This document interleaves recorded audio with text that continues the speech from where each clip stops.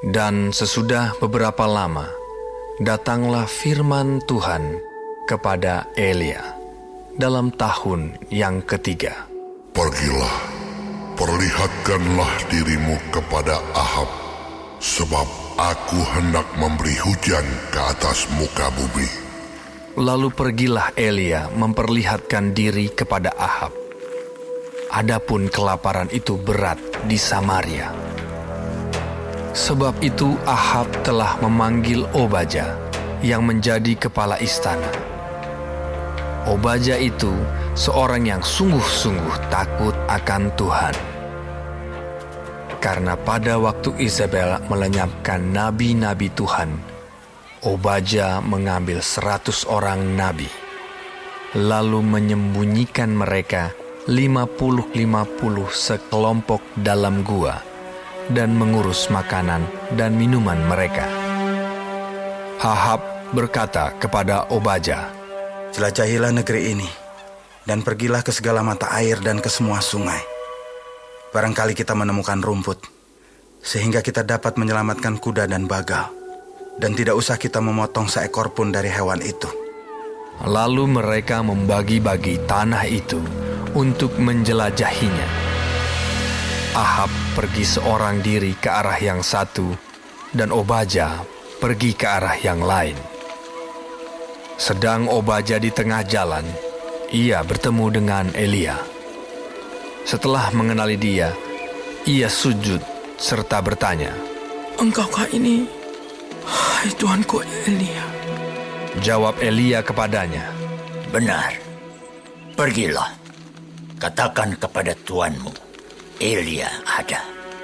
Tetapi jawab Obadya, "Apakah dosa yang telah kuperbuat?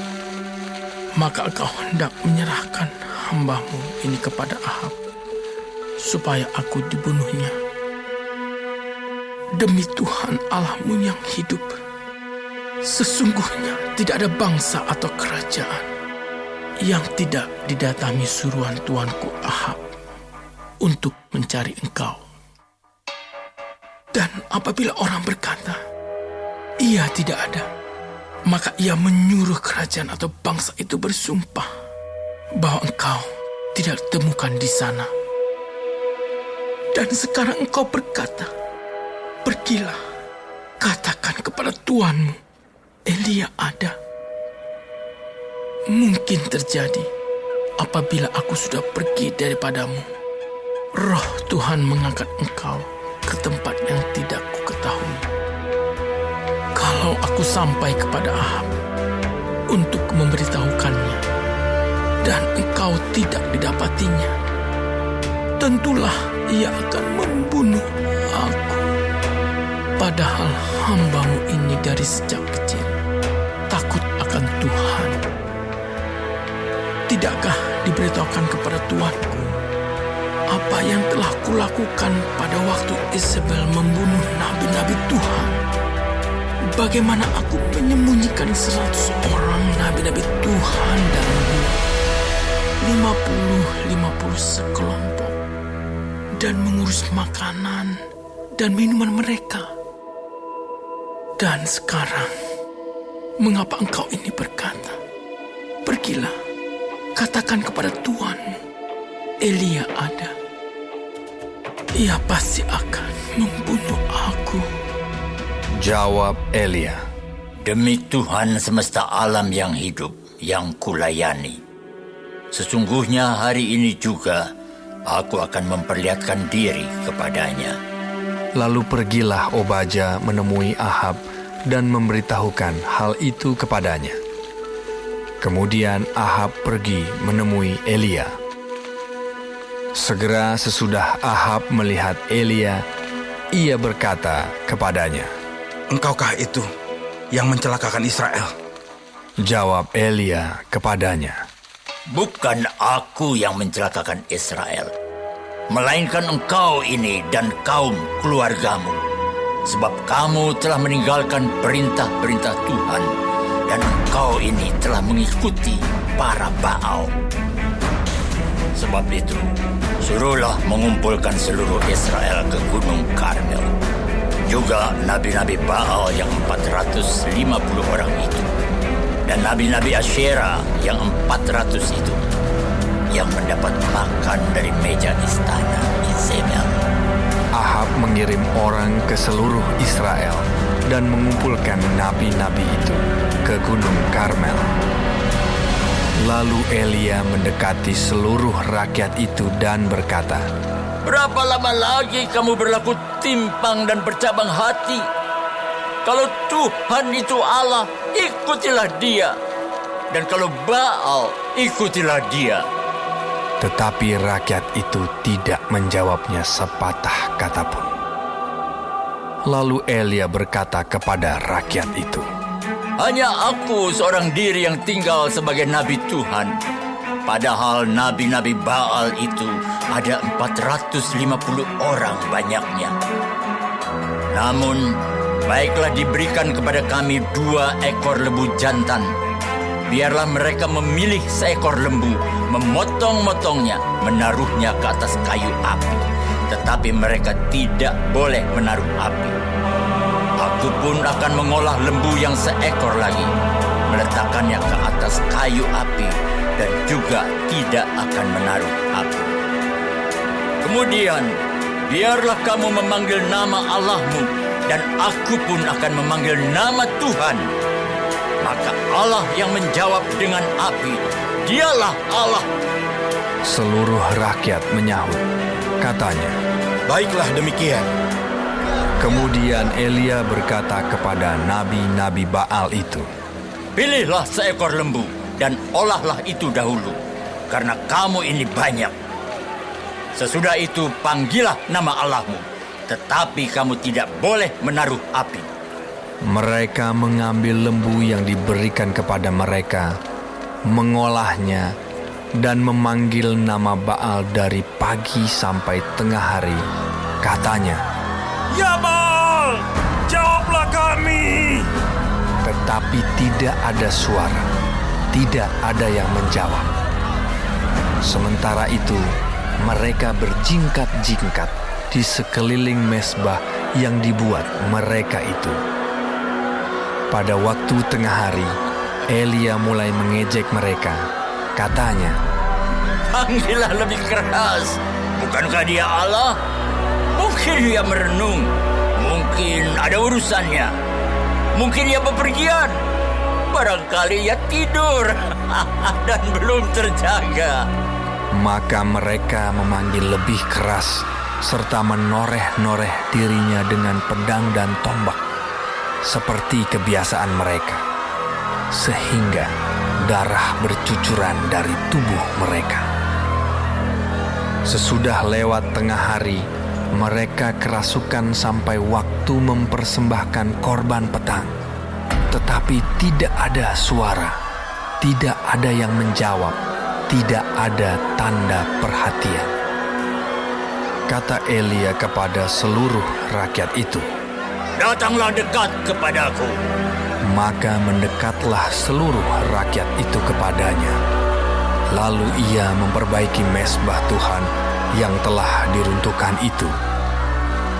Kemudian Elia mengambil 12 batu, menurut jumlah suku keturunan Yakub. Kepada Yakub ini telah datang firman Tuhan. Engkau akan bernama Israel. Ia mendirikan batu-batu itu menjadi mezbah demi nama Tuhan, dan membuat suatu parit sekeliling mezbah itu yang dapat memuat 2 sukat benih. Ia menyusun kayu api, memotong lembu itu, dan menaruh potongan-potongannya di atas kayu api itu. Sesudah itu, ia berkata, Penuhilah 4 buyung dengan air, dan tuangkan ke atas korban bakaran dan ke atas kayu api itu. kemudian katanya, Buatlah begitu untuk kedua kalinya. dan mereka berbuat begitu untuk kedua kalinya. Kemudian katanya, Buatlah begitu untuk ketiga kalinya. dan mereka berbuat begitu untuk ketiga kalinya, sehingga air mengalir sekeliling mezbah itu. bahkan parit itu pun penuh dengan air. Kemudian pada waktu mempersembahkan korban petang, tampillah Nabi Elia dan berkata, Ya Tuhan Allah Abraham, Ishak dan Israel, pada hari ini biarlah diketahui orang bahwa Engkaulah Allah di tengah-tengah Israel, dan bahwa aku ini hamba-Mu, dan bahwa atas firman-Mu lah aku melakukan segala perkara ini. Jawablah aku, ya Tuhan, jawablah aku, supaya bangsa ini mengetahui bahwa Engkaulah Allah, ya Tuhan, dan Engkaulah yang membuat hati mereka tobat kembali. Lalu turunlah api Tuhan menyambar habis korban bakaran, kayu api, batu, dan tanah itu. Bahkan air yang dalam parit itu habis dijilatnya. Ketika seluruh rakyat melihat kejadian itu, sujudlah mereka serta berkata, Tuhan, Dialah Allah. Tuhan, Dialah Allah. Kata Elia kepada mereka, Tangkaplah nabi-nabi Baal itu. Seorang pun dari mereka tidak boleh luput. Setelah ditangkap, Elia membawa mereka ke sungai Kison dan menyembelih mereka di sana. Kemudian berkatalah Elia kepada Ahab, Pergilah, makanlah dan minumlah, sebab bunyi derau hujan sudah kedengaran. Lalu Ahab pergi untuk makan dan minum. Tetapi Elia naik ke puncak gunung Karmel. Lalu ia membungkuk ke tanah dengan mukanya di antara kedua lututnya. Setelah itu, ia berkata kepada bujangnya, Naiklah ke atas, lihatlah ke arah laut. Bujang itu naik ke atas. Ia melihat dan berkata, Tidak ada apa-apa. Kata Elia, Pergilah sekali lagi. demikianlah sampai 7 kali.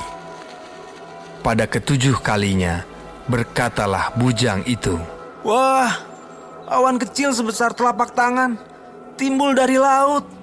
Lalu kata Elia, Pergilah, katakan kepada Ahab, pasang keretamu dan turunlah.